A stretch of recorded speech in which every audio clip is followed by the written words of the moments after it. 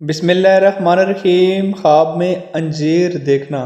حضرت ابن سیرین رحمۃ اللہ علیہ نے فرمایا ہے کہ خواب میں انجیر کا کھانا موسم میں ہو یا بغیر موسم کے ہو برا ہے، اور اگر دیکھے کہ انجیر کھائی ہے یا اکٹھی کی ہے، جمع کی ہے یا اس کو کسی نے دی ہے تو دلیل ہے کہ غم و اندوہ پائے گا، اور ممکن ہے کہ ایسا کام کرے گا جس سے پشیمانی یا شرمندگی اٹھائے ہو۔